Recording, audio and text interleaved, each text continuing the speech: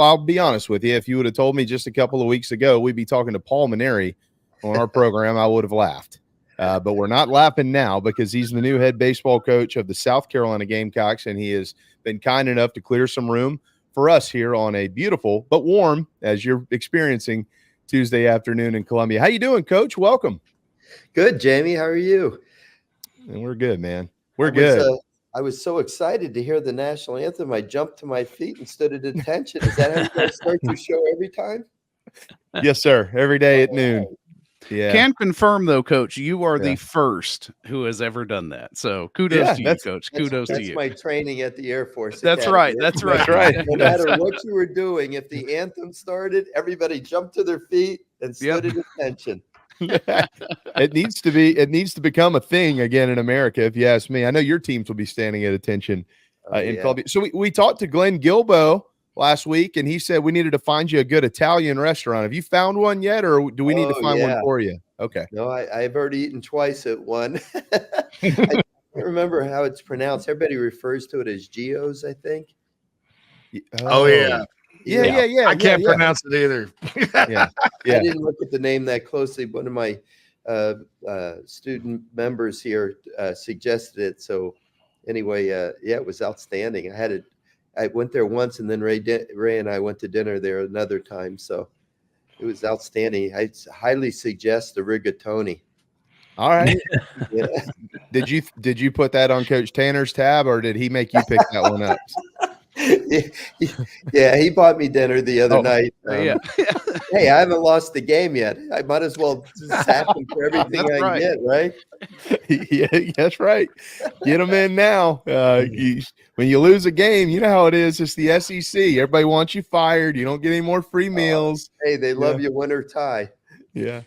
Well, that's exactly right. Well, Coach, we cannot thank you enough. I'm sure you know Mike Morgan. I know you and Mike have crossed paths. What's going on, Coach? Good to see you again. And a couple. Unfortunately, last time was Todd Walker and I had you like 3 times your last year, but that was the year after COVID, so we weren't there. We were talking to you on conference calls leading up to the game instead of on the field, which I miss. I remember. But I've told people, Nick Belmonte, who I know you was a friend of your dad's, and me and him did an ESPN game 5-6 years ago. In fact, it was against Tennessee and Vitello early on. You won it on a walk-off.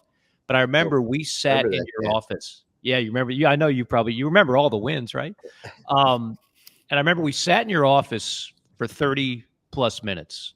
And it was one of my favorite conversations with a baseball coach, because you know how normally it is with TV guys. We go down on the field.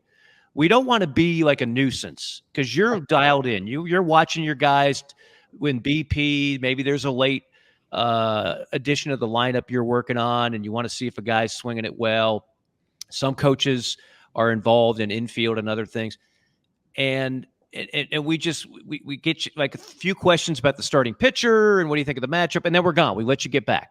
But on this one, I don't know what it was. We just sat in your office at LSU at the box for 30, 45 minutes and just talked ball, talked about your dad, talked about you at the Air Force, talked about you at Notre Dame, which I first remember you in 2002 calling Gamecock games.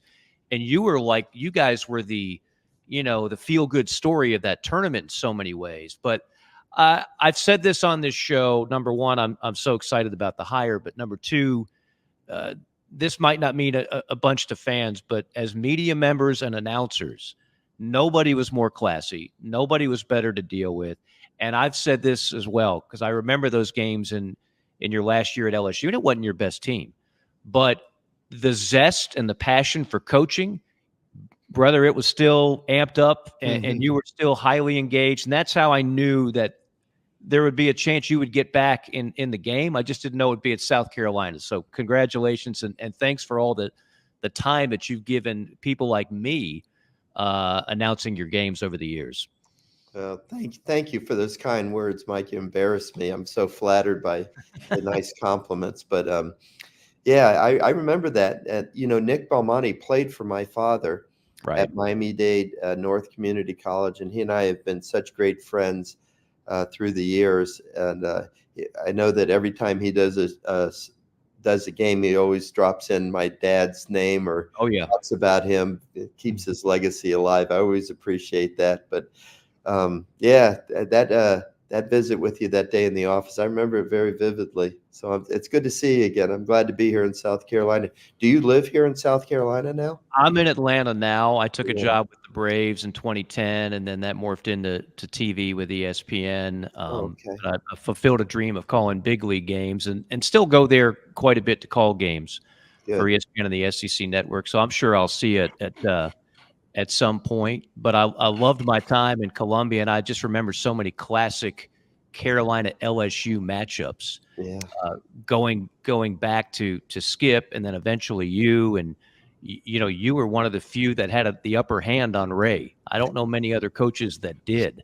Have you told him that? Does he know that? Oh yeah. I made him buy dinner the other night. Yeah. Hey, it was you that kicked off this whole SEC run in 2009. You're responsible for what's going on right now in college baseball. You realize that, right?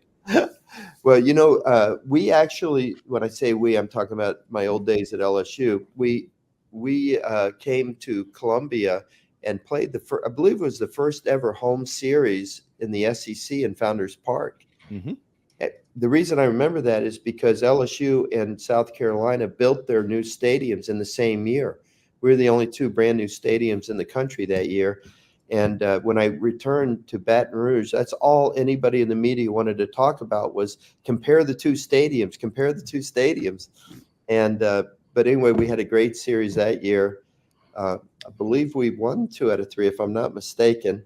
Yeah. And I remember very vividly the series in 12 because we won the 2 out of 3. And the last game of the year, the 30th game of the regular season, because other teams had lost or won or whatever, the SEC championship came down to the very last game of the year, and LSU won in extra innings that day. But man, we had so many great series. I think the last series we came here, we got swept by Mark Kingston's team. So, yeah, we had a lot of great games through the years, Mike. And now I get to wear the garnet and black, and I'm just as excited about that, I can promise you. Yeah, go ahead, JC. Go ahead. No, I was just going to ask you, some of the, first of all, I think it's interesting you're a Miami guy. And because Coach Burtman was a Miami guy, right? And you're a Miami guy, and that's just that's kind of interesting how many good coaches have come out from down there. Well, JC, baseball. Yeah, just so you know, Skip Burtman was a really great high school coach at Miami Beach High School, which technically is not in Miami. It's kind of its own little island over there, Miami Beach. And my father was a very successful junior college coach. It started out as Dade County Junior College, but then morphed into Miami-Dade Community College when they added a second campus. He was Miami-Dade North. And Skip used to send a lot of his players from Miami Beach High School to play for my father. So believe it or not, our families became friends. Wow. And probably once a month or so, we would go over to Miami Beach and be with his family. I was just a youngster at the time. And so then the next month, his family would come over to our home in Miami. And I actually grew up with a batting cage in the backyard. Back when it wasn't all that normal to have a batting cage in your backyard.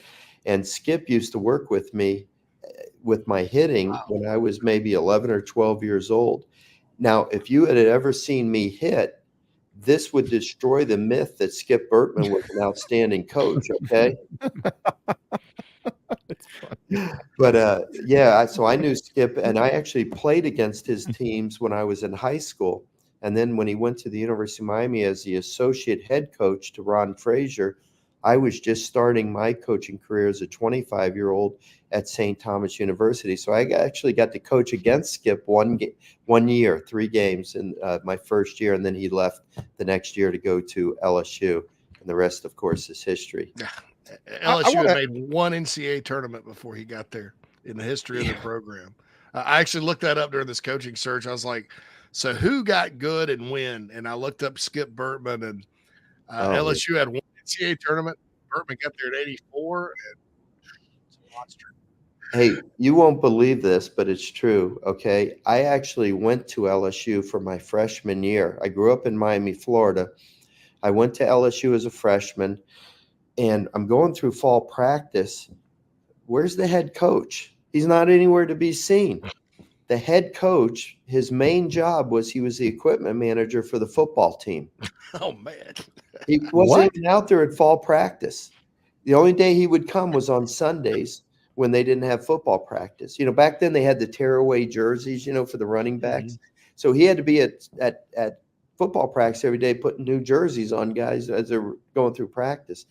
So, growing up in the environment of my father's junior college team, which, believe it or not, again, in the early 60s or through the decade of the 60s, junior college baseball was much more popular than Division I baseball in the state of Florida.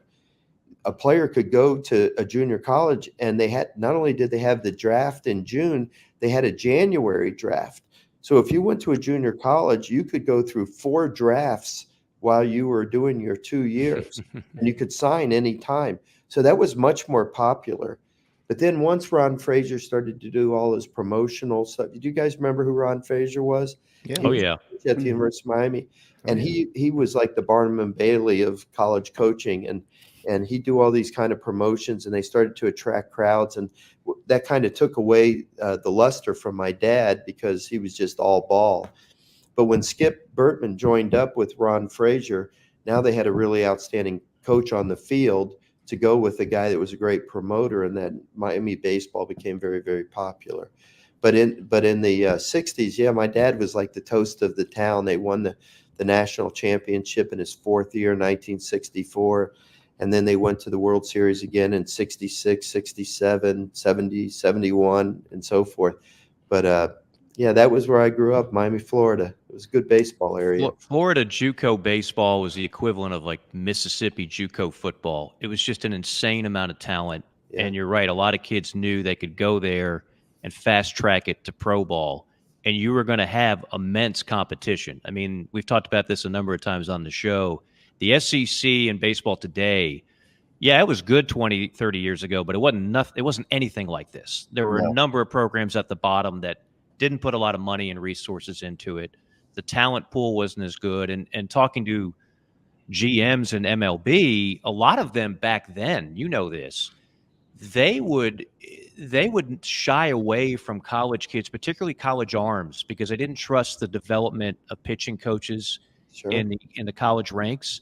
So, like, for example, the Braves for years, all they would do is take high school pitchers. They didn't want a lot of college pitchers. Right. But now I feel like, Coach, that stigma is gone, and kids realize you are going to get unbelievable resources, unbelievable coaching. The competition at the SEC level, that's like a double A right off the bat. And so the kids that excel at the SEC when they get drafted, they get the quick path to the bigs, as opposed to the high school kid who takes the quick buck. Very often they suffer from shell shock when they're on those 12-hour bus rides in the Sally League. You're right, Mike. And all you got to do is look at these kids, how quickly they're getting to the big leagues. Paul Skeens is obviously a classic example. But I had Aaron Nola at LSU, and I had Kevin Gosman, and both of those guys made it to the big leagues right around 1 calendar year after they pitched their last game at LSU. Mm-hmm. And I'm sure that each coach in the SEC could probably give examples of their own players, how quickly they moved to the big leagues. So, between the stadiums, the spotlight that these kids are in now under the microscope, the media coverage that they're getting, the development with the pitching coaches, we have all the modern technology at our disposal. And now so much is under the microscope where you really can't overuse pitchers like maybe coaches did in past years, because they're publicizing how many pitches a kid threw in a game, or how many times he pitched on short rest or whatever. It's going to kill you in recruiting if you're overusing your pitchers, because it'll be used against you now, because all that information is out there for everybody to see. So, the way Division I baseball as a whole, and obviously led by the SEC, but the way it's developed and continued to grow has really been amazing. And this is why I call the SEC the major leagues of college baseball. Because if you think about it, in the major leagues, the worst team in the major leagues is still filled with major league caliber players. Right. The worst team in the major leagues is still going to win 60 games a year. They might lose 100, but they're going to win 60 games. You have to have talent to win 60 major league games. Well, if you look at the SEC, virtually everybody's going to win 10 games, and virtually everybody's going to lose 10 games. It's really what you do in the other 10 games that determine whether or not you had a successful season. And every team in the SEC is filled with SEC caliber ball players.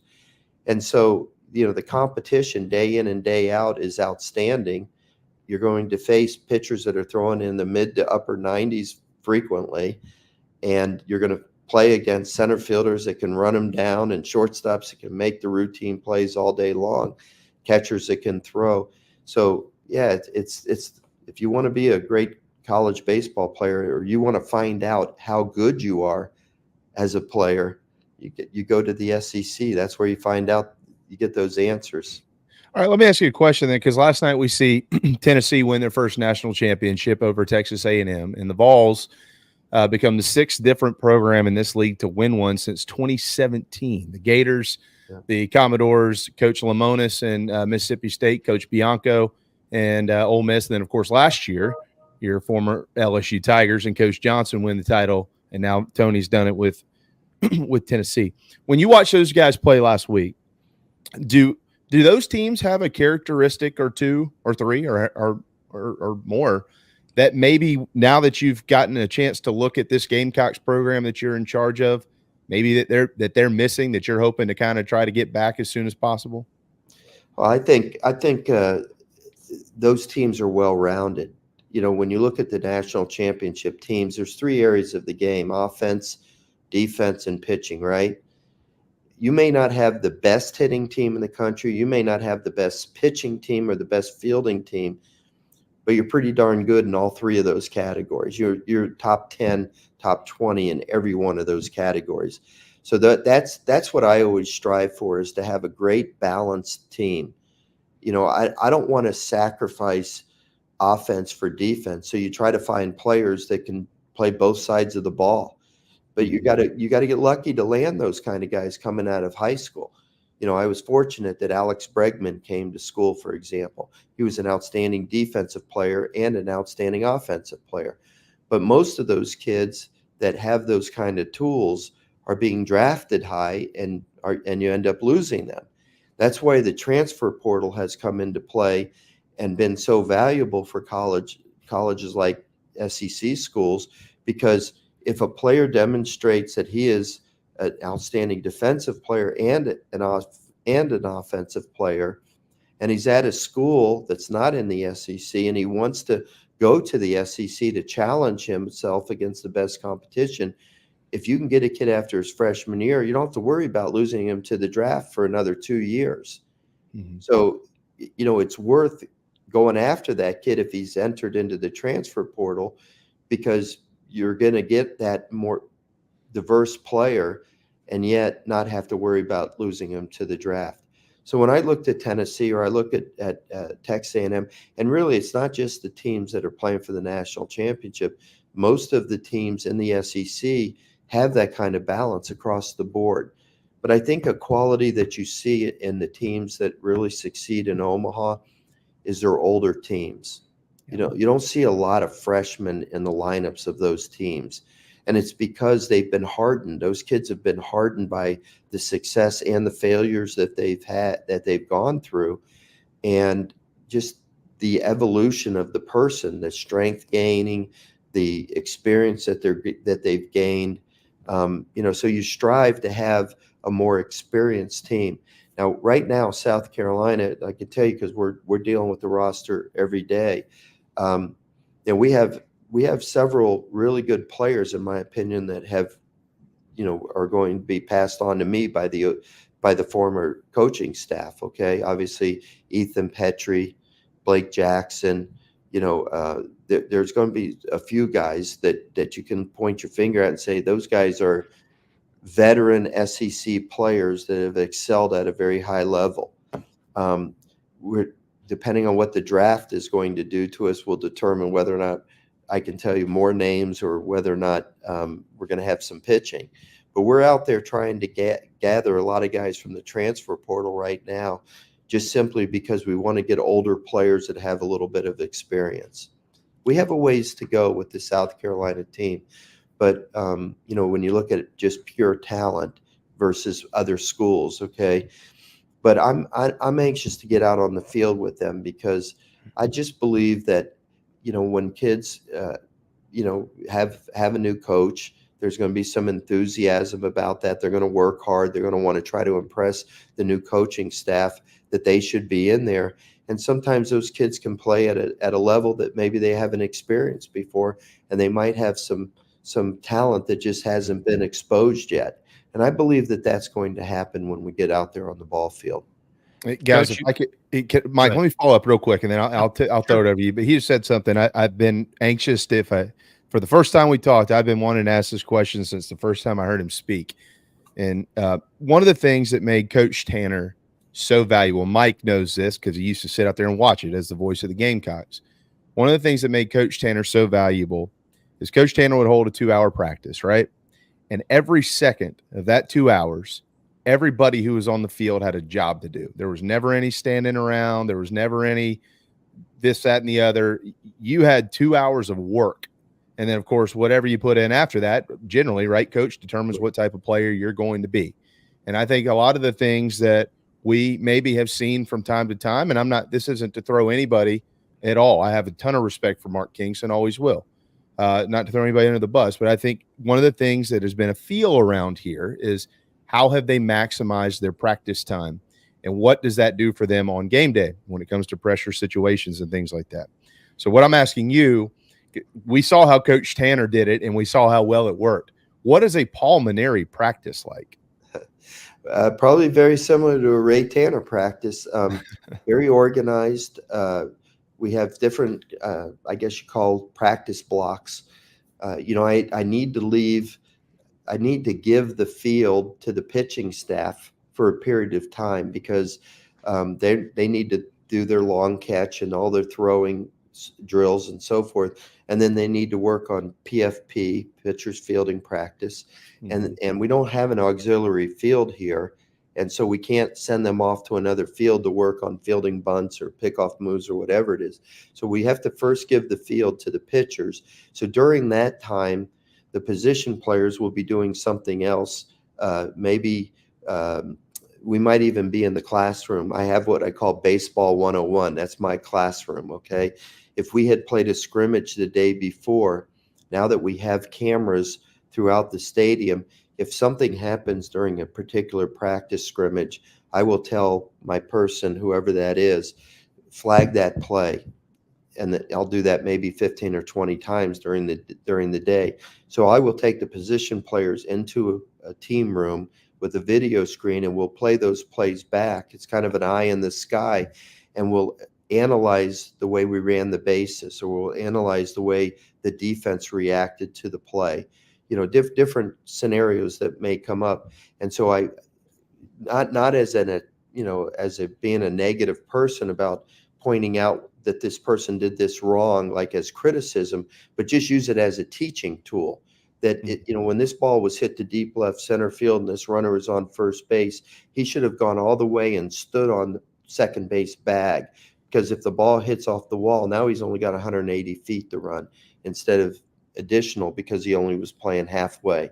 If the ball's caught, he doesn't have to worry about re-tagging the base, and now he can hustle back to first base and get there safely without getting doubled off. So I would point things out like that, just the fundamentals of the game, the little things that maybe fans don't notice, and maybe even media people don't notice, but the little fundamental things that add up to make a big difference in a ball game. And so we might spend that first half hour while the pitchers are using the infield to educate the guys about some of the fundamentals of the game. Or we might, do something else, maybe using a portion of the outfield or whatever. When the pitchers are done, then we go into a different block. Maybe we're doing an offensive skill. Maybe it's a base running. Maybe we're working on getting jumps off the pitcher. Maybe we're doing pop fly communication. Just those of I got a long list of different fundamentals that we're going to practice. We're going to map out, and then when we go into a batting practice session, everybody's moving. Everybody has a job to do during that 45 minutes, and even the pitchers will have a designated assignment, even if it's just shagging in a specific place on the field.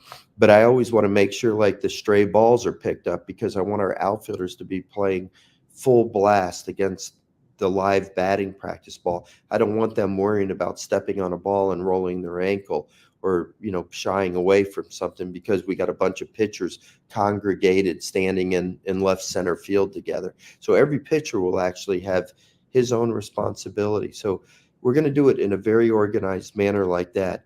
And then I will probably have some sort of a scrimmage game 95% of the time, because I've always been a big believer that you can be a great drills doer, but if you don't apply it to a game situation, all you're doing is just being a good practice player. I want to scrimmage every day almost, just because I want the players to have instincts for the game. And then after that scrimmage is over, we'll analyze some of the mistakes we might have made the next day when we're doing baseball 101. So before you know it, that's a 4-hour practice. Pitchers do their thing. While the pitchers are throwing in the outfield, the hitters might be practicing bunting or infield defense drills or whatever like that. We might be in the room with baseball 101. We go from that into a full field defensive skill or offensive skill, go right into a batting practice session, right into a scrimmage. Before you know it, 4 hours are up, and the guys feel like they've been out there for a half an hour because we keep them moving. Coach, there's no question, following your teams over the years, always well coached, always fundamentally sound, much like Jamie was talking about. I had a front row seat for Ray Tanner and his teams, and I mean, attention to detail, the meticulous nature, and it showed up and obviously yielded great results. That being said, I'd love for you to be able to kind of share with us a little bit the conversation that you had with Ray when taking the job, because I think now more than ever, talent acquisition in the day and age of NIL and the portal is imperative to be near the top. Because when I look at all these SEC teams that have had these magical years, yeah, there's great coaching involved, but boy, they got some talent. And so there's been a lot of talent that's come through Columbia since the back-to-back national championships, but there's certainly room for improvement there. So if you can just share with us how that conversation went about how to take that part of the equation to the next level. Well, listen, I may not know everything about coaching, okay, but I know this. I was always a much better coach when I had really good players out there on the field, okay? It's not about the X's and the O's. It's about the Jimmies and the Joes, okay? Mm-hmm. You have to have the talent. That's a prerequisite. And talent acquisition is a huge part of coaching. Even before there was a transfer portal, anybody that just said, I'm going to sit back and just take whatever players come my way and, we'll mold them into a championship team. That's pretty arrogant to say that, because, you have to have the guys that can get the job done, and you have to spend the time on recruiting. We will spend time on recruiting every single day in the office here, if, in some sort of way. I mean, Terry Rooney and John Hendry and Monty Lee will every day be working on recruiting. And then I will add my 2 cents whenever it's necessary, of course. So we have to have a plan on how to do that. Right now, our plan is to scramble. We're in scramble mode right now. We're just trying. We're on the portal every day. All 4 of us. We're figuring out where do we want to go see kids. Terry and Monty literally have been gone for the last 7 days. John Hendry just came on board. Sunday was his day he arrived here, but he's been on the computer in the transfer portal, evaluating everything that comes on to there, watching video. We have a program called Synergy, where we can go back and look at college players. Like if Mike Morgan played at Florida State and he's in the transfer portal, I can pull you up on this computer program and I can watch every at bat you had last year, or I can watch every pitch that you threw last year. It could be ugly there, Coach. You might change your mind about recruiting me when you see that tape. So we're working like crazy on recruiting, and the first priority for us was to supplement the team that we have coming back, and we're doing okay. I think we've had 4 commitments so far since I've been on board. I will tell you this: I don't think that the transfer portal is as fertile as it was probably when it first started, the first 2 or 3 years. I think a lot of kids that have thought about going into the transfer portal have been discouraged from doing that because the school that they're playing for has probably enhanced their NIL commitment to those particular players and kept them from going into the portal. There are good players there, but the competition for those players, it's the same schools every time, and they all are in a conference called the SEC. So we're battling all the same schools for the same kids already in the transfer portal. But we've had some good fortune so far. As I mentioned, we've added 4 guys. Excuse me, I'm sorry. I'm hoping that we can add probably 3 or 4 more, and particular needs that I think that we have. I'm leaning so much on Monty right now because he knows the players that are returning from last year's team. And whatever he says to me, I'm just taking as gospel truth because I haven't seen the players, nor has Terry or John. So Monty is really, taking the lead on what our needs are for our team. And then through the efforts of all of us, we're identifying the guys in the transfer portal that we need to go see. And I can tell you that Terry and Monty were in Cape Cod for almost a week and got to see several of those players that we identified in the transfer portal that we'd want to go take a look at.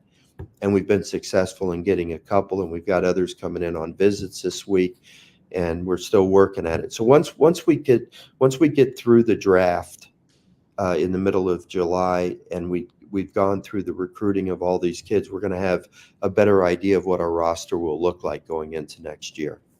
It's Coach, it's 12:33. We've kept you for a while. Do you you need to get off, or do you have a couple of minutes left? No, I'm good. I'm fine.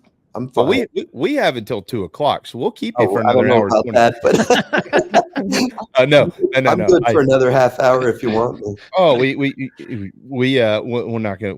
You've got to recruit. We'd rather you go sign players.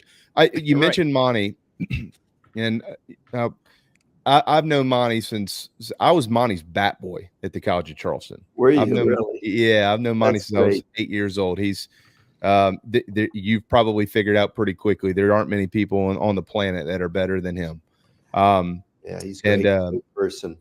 He's special. He is special. And the quote from your press conference, you said, "I don't know how much longer I'm going to coach, but I hope that we're going to do well enough that Monty will be ready to take over when I'm finished. That's how I feel about it." Since then, what have you learned about Monty that has, maybe reassured that statement a little bit? And even if it hasn't reassured that statement, it's reassured you that you made the right move in keeping this guy on staff with you to continue to build this program back up. I don't think I've learned anything. I think it's just reinforced the way that I felt he was going to be. I mean, nobody's a bigger fan of his than Ray Tanner.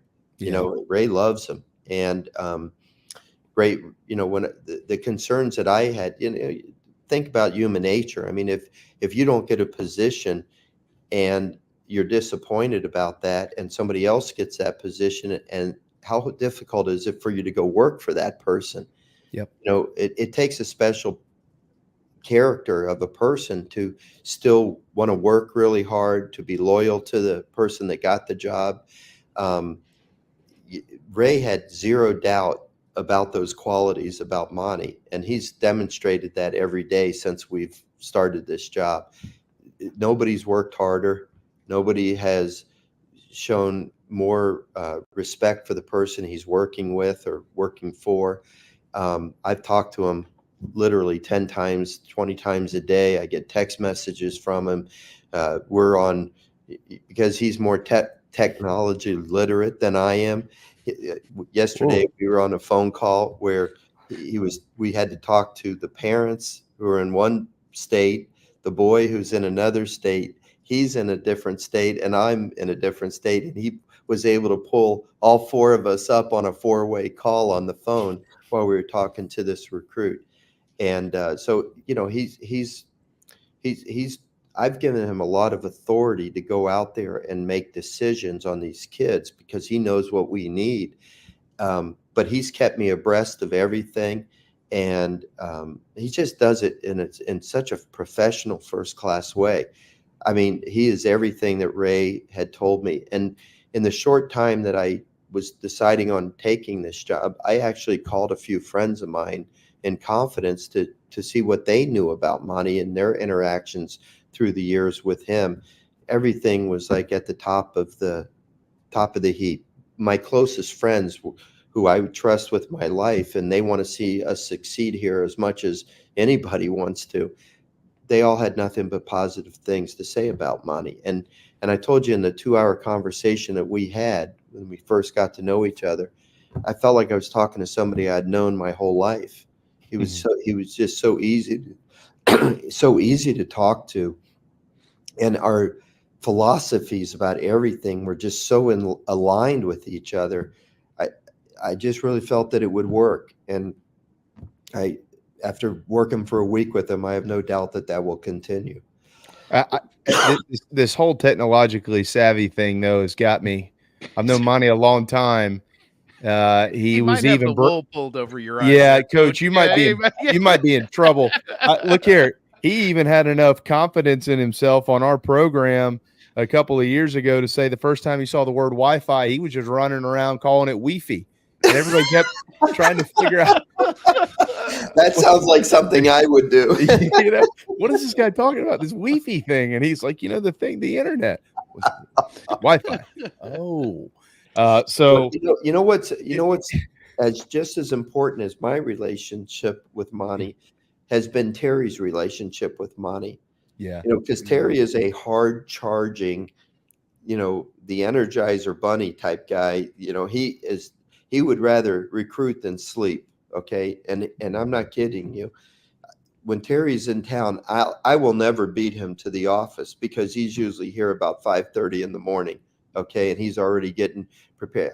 So I was a little concerned with, how are the two of them going to interact with each other, because they're both hard charging recruiters, and it's been seamless. I mean, it's really been amazing how the two of them have gotten along and have, come together and then come to me and say, this is what Terry and I think would be the best thing to do on this. And I say, okay, explain to me why. And then they do. And I give them the thumbs up, go for it. They're both professional people that are great evaluators. People genuinely like them when they talk to them. Yesterday, to watch this kid and his parents reacting to Monty on this phone call, I could just tell the respect that they all have for Monty. And listen, the plan is, I don't know how long I'm going to do it. I'm going to do it as long as they want me, and I feel great. And I hope it's for a while, but it's not going to be 20 years. It's not probably going to be 15 years. We'll have to see. But I hope we do so well that it would be an absolute no-brainer that Monty takes over when I'm done. Coach, last one from me, and that is, you had the job that many consider the Rolls-Royce of college baseball coaching at LSU. Yep. Skip Bertman turned it into that. Ray Tanner obviously turned Carolina into a next-level job and a marquee job. What do you take from being in that job, which has so many good things going for it, but is also the ultimate pressure cooker? I've been there enough to know that every time you lose a series, the noise is unbelievable in the state of Louisiana and Baton Rouge.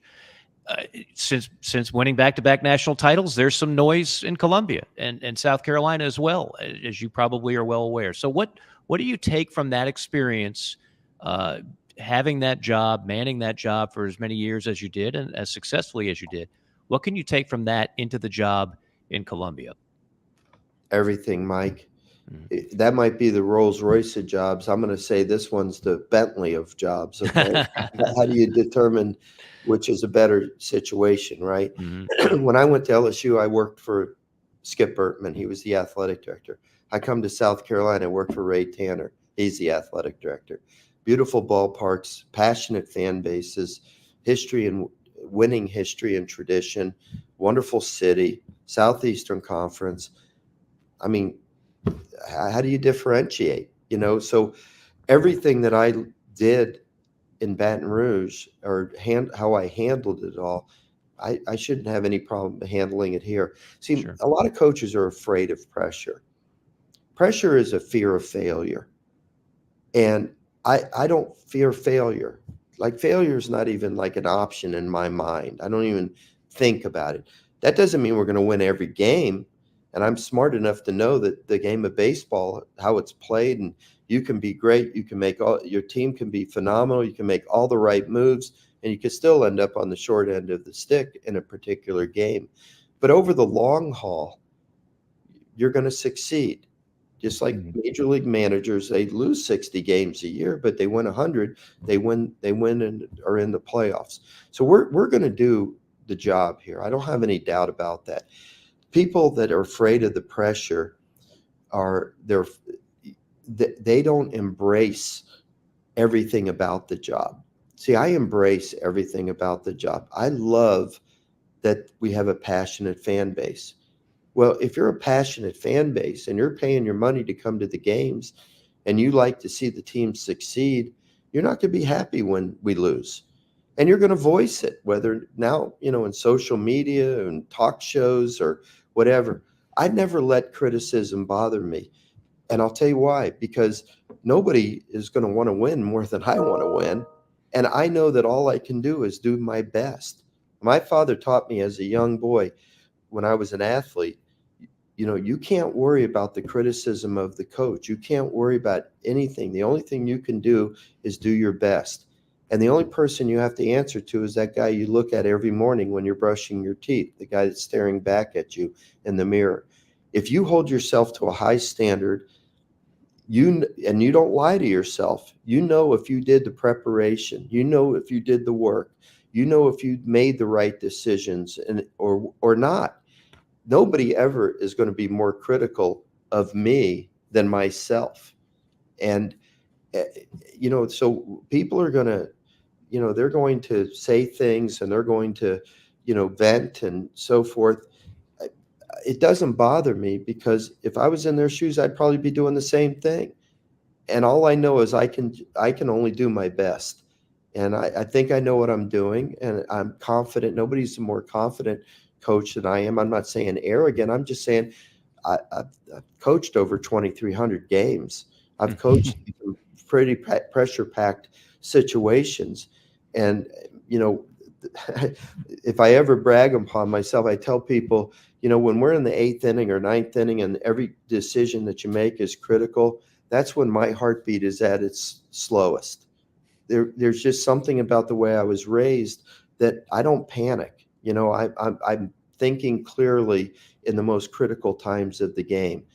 And the biggest decisions that I make really are about personnel. And I have a great staff. I lean on them. I get their opinions. But ultimately, the buck stops here. And I have to make the final decision on who we're going to go with. If something doesn't work, I'm not going to say, yeah, but Terry Rooney or Monty Lee, they wanted me to play this guy, or they wanted me to do. Hey, I'm never going to pass the buck, okay? The criticism comes to me. It doesn't come to the players. It doesn't come to the coaches. It comes to me, and that's part of the job. I want to deflect the credit to the players and deflect the credit to my coaching staff, but sometimes it will come to me as well, because you're the lightning rod. So everything that I learned, Mike, over in Baton Rouge, I don't even know if I really even learned it there. I felt like my whole life, that's kind of been my philosophy of how to do things. And I just never let the criticism get to me, because I was just happy that the fan base was passionate. And I'll feel the same way here. The only thing I don't want to see is them being so critical that they don't come to the games. Mm-hmm. I hate to see empty seats. I want our fans to come to the games and root on their players because it makes a difference. You know, if the players feel the positivity from the fans, then they're inspired and they want to send the fans home happy that day. They want to win the game so that the fans will have had a great time at the game. And they got to come out. When I brought our LSU team here, there was never an empty seat when we played South Carolina. And let me tell you something, the crowd was into the game. It was intimidating. And you could see the South Carolina players with a bounce in their step. And I looked across the field and I looked at Ray Tanner, and he was laser focused on making the right decisions. And that's what I hope will happen here. That's the only thing about the criticism is if it's directed at the players or if it keeps people from coming to the games. And I hope that they'll hang with us through the tough times, because I know the tough times are not going to last. We're going to get the job done, but it's not going to be perfect every day.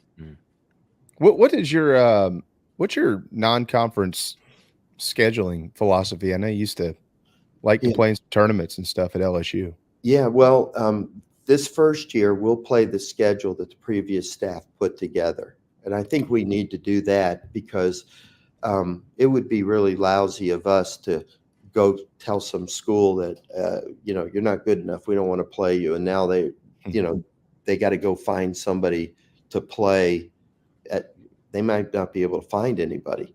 And also, everybody's schedules have been done, so I don't know that we'd even be able to find anybody else to play. So the non-conference schedule will stay the same as it was already prepared. I haven't really looked into future schedules. When I was the coach at LSU, I scheduled 3, 4, 5 years out because people wanted to come and play us so badly. But I think in being completely transparent, I think it's important to play some tough games to prepare you for the SEC. Yeah. Well, I think the 3 games with Clemson will satisfy that. The other 3 weekend series and midweek games, you got to be smart how you schedule those games. I don't want to schedule, the little sisters of the poor. We don't get anything out of that. But at the same time, I don't know that you want to have 56 games against top 20 teams where, you're trying to bring some young kids along slowly on the mound and they're out there facing, a great lineup. It's not doing anything to build their confidence. So, some of the games, the other thing, let me say this first too. I think the RPI always gets taken care of by your conference games. Yeah. So as long as if you play these other games, you have to win them. You know what I mean? It doesn't do you any good to lose to an RPI team of 200, just to throw out a number.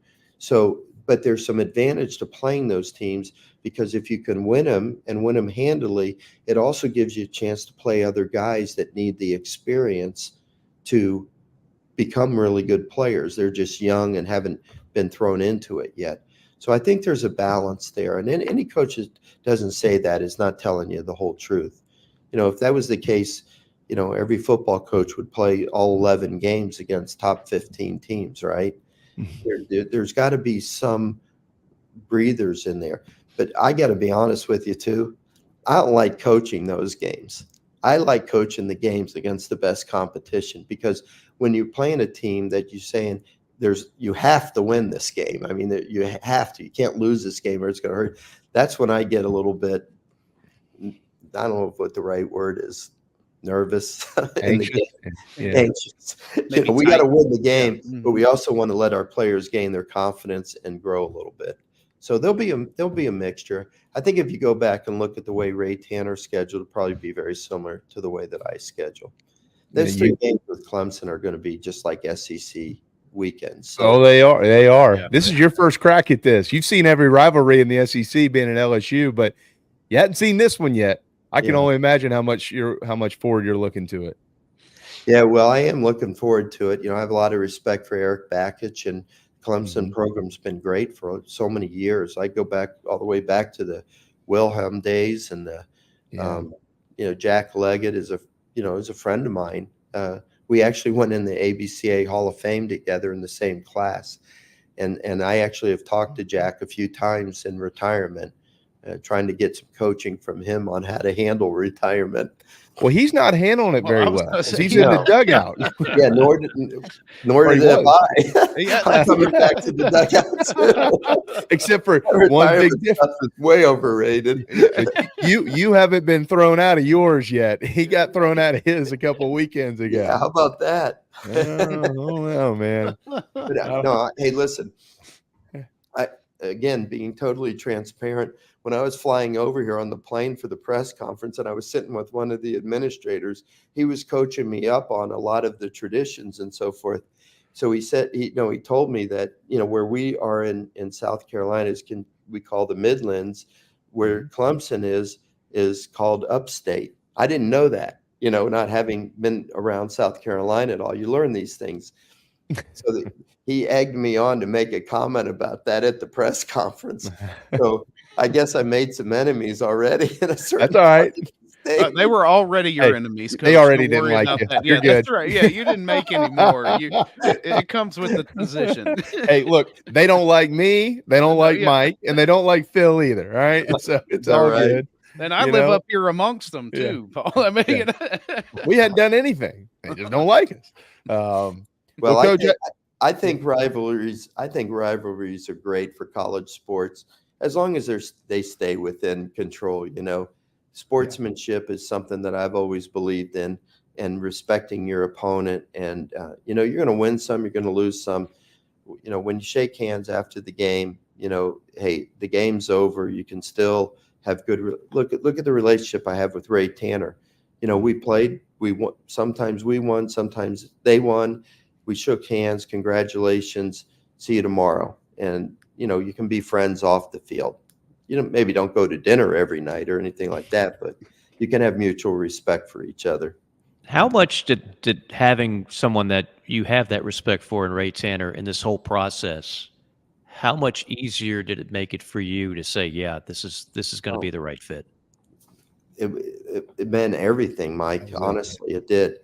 I didn't want to go back to work for somebody that I didn't just have a great deal of respect for, that I could have a good conversations with and grow the program. And, it meant everything to me. I wasn't desperate for a job. Mm-hmm. I wasn't going to go just work for anybody and not have a really positive experience. And the fact that it was Ray was the main reason why I was interested in doing it. He's the man. There's no doubt. And here's the thing, because you worked for Coach Burtman, if you ever go to Coach Tanner and ask him for something and he won't give it to you, you just got to say, well, Skip would have made it happen.